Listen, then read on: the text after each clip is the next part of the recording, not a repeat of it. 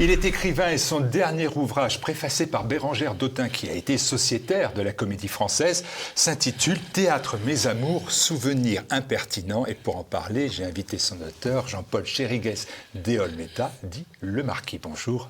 Bonjour. Monsieur, les pièces de théâtre, les acteurs de théâtre, mais aussi les murs des théâtres parisiens sont votre univers, et on le voit bien à travers cet ouvrage, votre passion, depuis l'âge de 5 ans. Oui, la première fois que je suis allé au théâtre, embarqué par mes parents. Alors vous allez voir, alors c'est indiqué l'auberge du Cheval Blanc. L'auberge du Cheval Blanc, hein, c'est l'amour qui t'arrête à l'auberge du Cheval Blanc. On voit Marcel Merquès et Paulette Merval. Ah non, c'était pas encore à cette époque-là. Non, ils ont commencé à Mogador et pas au théâtre du Châtelet. Voilà. Mais enfin, je les ai vus aussi par la suite. Les plus anciens suivront ce que nous disons. Donc l'auberge du Cheval Blanc à 5 ans. C'est une opérette, il n'y a plus d'opérette d'ailleurs. C'est une opérette longue en plus. 4 heures. Oui, 3h30, 4 heures à peu près, oui. Oui, mais il n'y en a plus parce que ça coûtait très cher. Aujourd'hui, ça coûterait trop cher.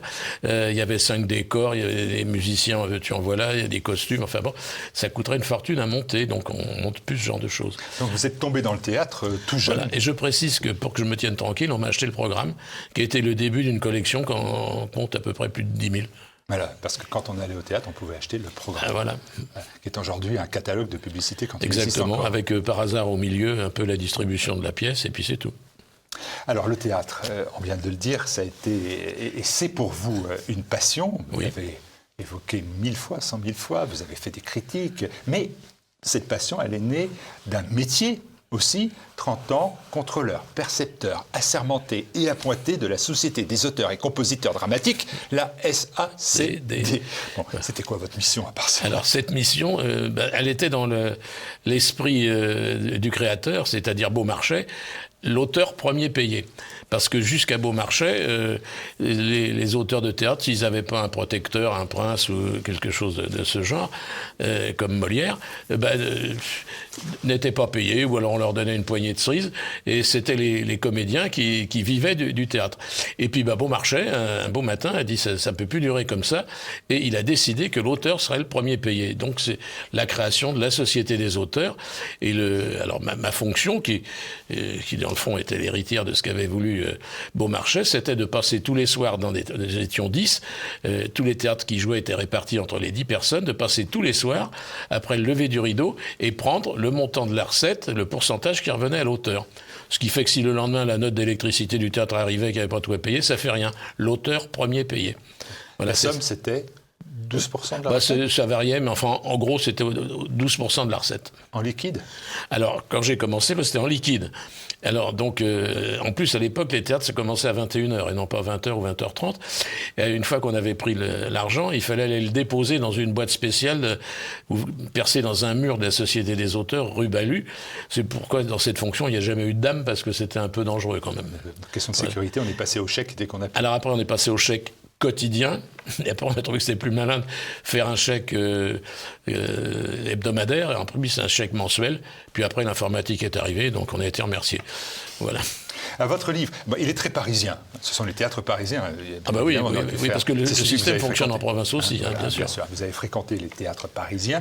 Et en fait, on s'aperçoit que vous intéressez finalement plus dans cet ouvrage-là, je parle de celui-ci, aux théâtres eux-mêmes, qu'aux pièces qui s'y jouent, même aux acteurs qui se sont succédés. Encore que vous avez croisé une myriade d'acteurs. Ah bien sûr. Mais si vous voulez, les théâtres, en définitive, ils demeurent. Enfin bon, il y en a quelques-uns qui ont disparu. Tandis que les pièces, ça reste éphémère. Même si c'est la Cage aux Folles qui a fait plusieurs saisons, ça reste éphémère. Le bâtiment, lui, il existe toujours. Voilà. Donc, est-ce que ces myriades d'acteurs, on dit, est-ce que c'est vrai qu'à l'époque, il y avait des acteurs de théâtre, puis des acteurs de cinéma, et qu'aujourd'hui, on voit que c'est un mélange, et que même au théâtre, il y a beaucoup maintenant, les têtes d'affiche sont des acteurs de cinéma. C'est vrai qu'il y en avait qui faisaient que du théâtre, et d'autres qui faisaient du cinéma, et rarement un peu de théâtre. Mais aujourd'hui, on voit la différence, et particulièrement à la Comédie Française, ceux qui font beaucoup de cinéma et de télévision, on ne les entend plus depuis le 3e rang. Parce qu'au théâtre, il faut porter la voix, et devant un micro, il faut pas parler trop fort. Vous dites ça pour Laurent Lafitte ou Pierre Ninet? Je ne citerai personne, parce que je ne veux pas être méchant. Laurent Lafitte est encore à la Comédie Française. Oui, bien sûr. Non, mais on voit bien la différence maintenant. Et dans des pièces de boulevard, même des comédiens chevronnés de théâtre, et avec des jeunes qui ont fait plus de cinéma que de théâtre, on sent la différence dans la façon d'interpréter. Quand vous mettez en exergue des théâtres, moi j'en ai pris 3. L'Opéra Garnier. Oui, bah ça c'est le théâtre des théâtres. La Comédie Française, et puis l'Opéra Comique, qui est à côté de l'Opéra Garnier, pas très loin, à Richelieu-Drouot, dite salle Favart. Ce sont des lieux, là, où objectivement souffle l'esprit. Ce sont des lieux chargés d'histoire, incroyables. Ben, on peut citer, mais c'est dans l'esprit du fantôme de l'opéra. Il y a effectivement, à la Comédie Française, à Favart et à l'opéra particulièrement, il y a une âme, quoi, vraiment. Quand on est seul dans le théâtre, ça peut arriver, un soir très tard ou avant une représentation, au milieu de la salle, on est comme dans une grande cathédrale, on n'est pas dans un hangar. Hein, voilà. Ces 3 lieux sont des lieux privés, sont des lieux publics? Oui, c'est des lieux publics, oui. Est-ce que ça change quelque chose? Est-ce que ça change techniquement? Sont mieux entretenus? Ceux qui connaissent un peu l'histoire, un bon Français a l'impression d'être chez lui à l'opéra. Que s'il est dans un théâtre privé, il n'est pas chez lui. Quand on est dans un théâtre public, on a rarement une vision de l'histoire de ce théâtre, alors que dans les théâtres privés, on se fait fort, par exemple, de laisser les affiches des spectacles qui ont eu lieu il y a 30 ans, 40 ans, 50 ans, on va marquer Arletty, etc. Il y a ces revendications de transmission. Voilà, tandis qu'à l'opéra, il faut aller visiter exprès le musée ou la bibliothèque. Parce que c'est quelque chose qui continue sans arrêt, quoi. En définitive, ça ne s'arrête pas. Alors que dans les théâtres privés, il y a des grandes plages de repos. Quand on regarde l'histoire des théâtres parisiens à travers votre ouvrage Théâtre Mes Amours, on s'aperçoit aussi, c'est une notion importante, du rôle des femmes. Du rôle des femmes, ça doit faire plaisir à Sandrine Rousseau, mais je pense par exemple, je vois Hélène Martini aux Folies Bergères, l'impératrice de la nuit, Marie Belle que vous évoquez, de nombreuses directrices de théâtre, des actrices qui vont devenir directrices de théâtre. Le rôle des femmes, il est complet depuis bien des décennies. Oui, et alors là, on n'a pas besoin de féminisme, parce que les femmes directrices, Simone Berriot aussi par exemple, ça c'est des femmes qui avaient de la poigne. Hein. Je peux vous dire qu'elles ne se laissaient pas faire et elles dirigeaient les théâtres d'une façon extrêmement sévère, et ça marchait. Marie Belle, son théâtre a toujours bien marché. Le théâtre de Simone Berriot a très bien marché aussi. Parce qu'il y avait une poigne. Et aussi peut-être un respect. J'en profite pour vous dire qu'il y a un de mes amis qui s'appelle Pierre-André Hélène, qui est le conservateur du musée Maxims, qui s'est intéressé à ce livre. Et au fur et à mesure que je l'écrivais, je lui ai envoyé des feuillets, et il en a tiré une pièce d'1 heure qu'il a intitulée « Actrice et comédienne », et qui devrait, si les événements le permettent, être créée au Théâtre de Nesle. Et lui, il a, justement, ça tourne autour de ce que vous dites, il a ressorti les femmes vraiment du livre. Des femmes à poigne, des femmes qui sont présentes, très présentes, qui dirigent leur entreprise. Elles sont là. Elles sont là physiquement. Aujourd'hui, en fait, il y a des fois des entreprises qui tiennent les théâtres parisiens, des gens comme Dumontet, que je ne juge pas, mais qui a plusieurs théâtres. Donc on peut bien sûr. penser qu'il n'est pas là tous les soirs dans le même. C'est des industriels, là, c'est pas tout à fait la même chose. Il y a même des théâtres, je dirais pas le nom, dont le siège social est à Amsterdam, par exemple, maintenant. Est-ce que ça change quelque chose ? Je ne sais pas trop, parce que maintenant, je n'assiste plus aux réunions syndicales entre les comédiens, entre le patron, entre les machinistes et tout. Non, ça a probablement changé pas mal de choses. Parce que les lois sociales aussi ont changé les choses, parce que le théâtre, à un moment, c'était une famille, avec ses problèmes, ses amours, ses mésententes, mais ça se réglait un peu en famille. Maintenant, il y a des lois sociales extrêmement précises, donc voilà, on s'y tient. Vous m'avez expliqué que, par exemple, pour les Folies Bergères, c'était pas mal qu'il y ait des lois sociales, parce que ça manquait quand même un peu, y compris les commodités, par exemple. Voilà, on peut aller jusqu'au bout, oui. C'est vrai que monsieur et madame Berval, que je respecte infiniment, est richissime, alors. Mais richissime grâce à un théâtre, ce qui est plus possible aujourd'hui. À telle enseigne que quand madame Berval est morte, elle a, par héritage, redonné ses meubles qui venaient du château de Versailles au château de Versailles. Enfin, oui, bon. Mais ils ont fait fortune parce que, dans le fond, tout le monde était très mal payé. Mais c'était pas de leur volonté à eux, les Derval, c'est parce que c'était comme ça. Alors, je vous le disais il y a un moment, en mai 68, il a fallu attendre que mai 68 arrive avec des lois sociales qui tombaient de tous les côtés, pour que les danseuses n'aillent plus à leurs besoins dans des seaux qui étaient placés sur la scène. Il n'y avait pas de toilette. On est en mai 68 quand même. Bon, c'est quand même pas les Carolingiens. C'est pas très glamour. Allez, au détour d'une phrase, mais vous venez de le dire à l'instant, il est aussi question de la survie même des théâtres. Vous dites que pour être propriétaire, vous l'avez répété à l'instant, hein, du théâtre, il faut être riche maintenant. Avant, on était riche parce qu'on avait un théâtre. Maintenant, pour avoir un théâtre, il faut être riche pour l'entretenir. Il s'agit évidemment du théâtre privé dont on parle. Est-ce que vous pensez qu'il peut se remettre de la crise sanitaire? Je regardais dans le métro les panonceaux annonçant les pièces de théâtre, vous savez, qui existent depuis tant et tant d'années, divisées par pièces. Il y en a très peu. Oui, mais il y a aussi un élément je me sens concerné, qui échappetait à l'état de gens. Par exemple, cette publication qui coûtait 1 €, qui s'appelle l'Officiel des spectacles, très pratique, à la limite, même si on ne sort pas, on peut l'acheter pour regarder, avoir une tentation. Ça paraît plus depuis le confinement. Donc déjà, si vous n'avez pas Internet, vous ne savez pas ce qui se joue au théâtre.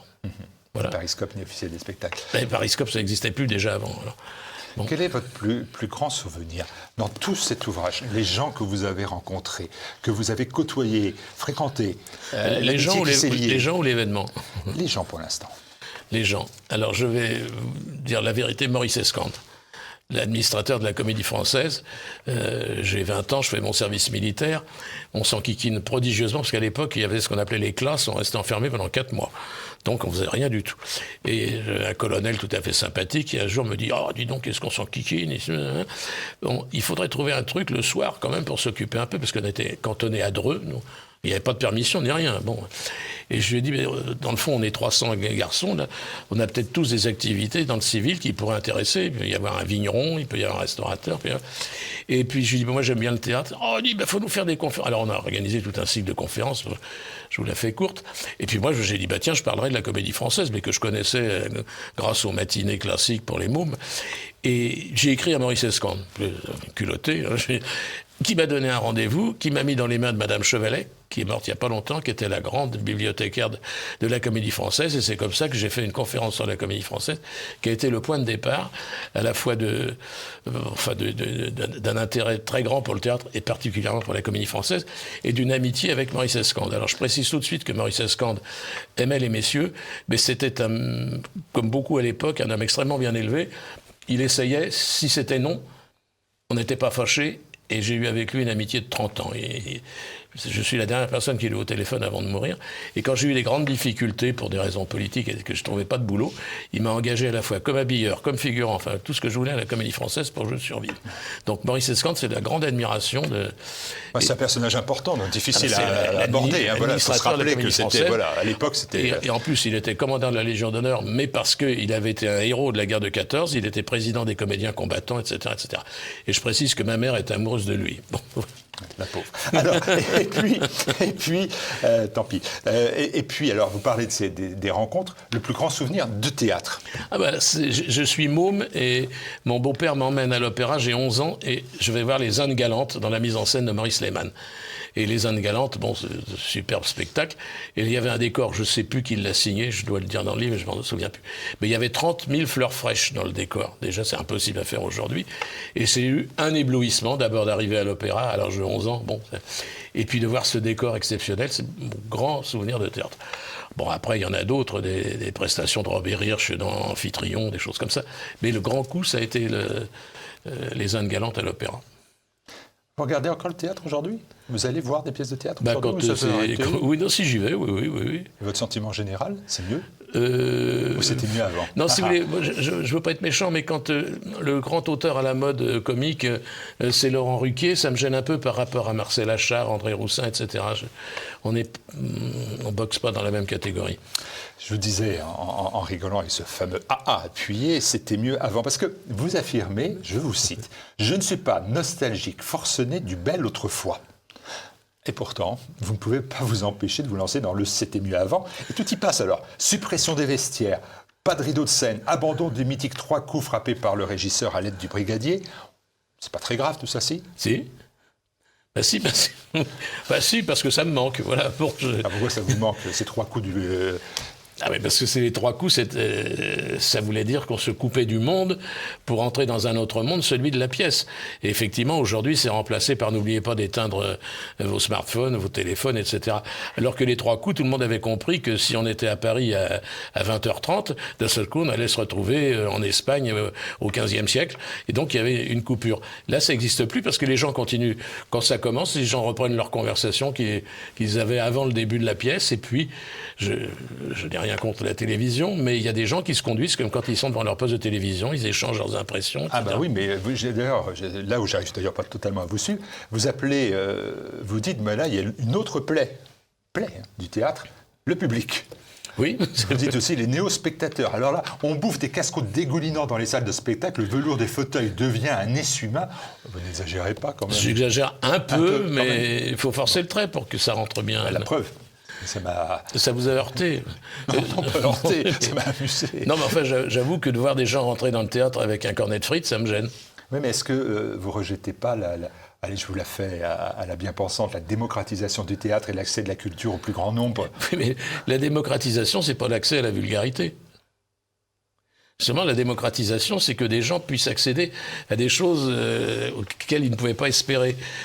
Que ça soit peut-être mieux que leur quotidien. Si c'est pour c'est retrouver son quotidien, de manger un cornet de frites en marchant et de le finir au théâtre. Oui, mais quand vous regardez le prix des places dans le privé... On ne peut pas faire tout et manger et aller au théâtre. Mais ça reste quand même un luxe. Oui, mais il y a des gens aussi aujourd'hui qui démocratiquement ont accédé au luxe, mais qui n'est pas le mien.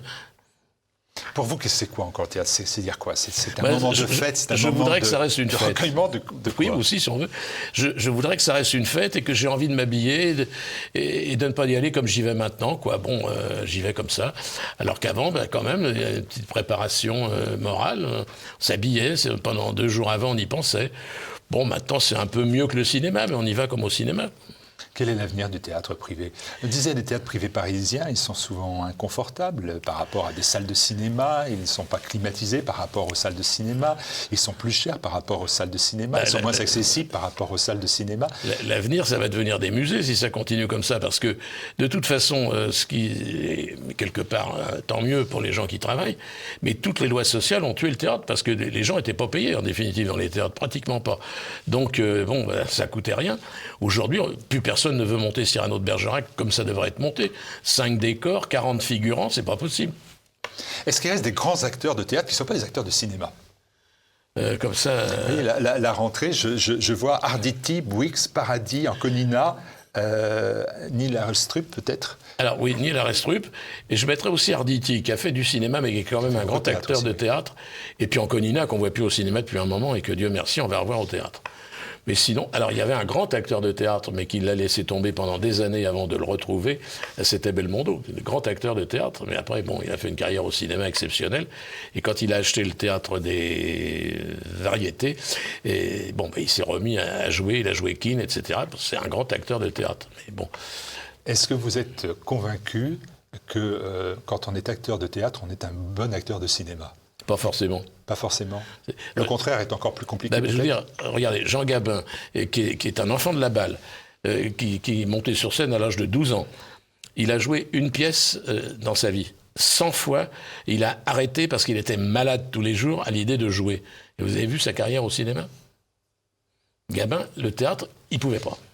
Alors, est-ce qu'il y a des grands acteurs de théâtre qui ne font pas de cinéma et qui auraient mérité de faire... je vous dis par exemple, grande actrice de théâtre, Jacqueline Maillan, moins reconnue, même s'il y a eu quelques grands rôles au cinéma. Mais là, vous prenez un bon exemple, parce que Jacqueline Maillan, un metteur en scène, Pierre Mondy, entre autres souvent, ne la dirigeait pas, elle faisait ce qu'elle voulait.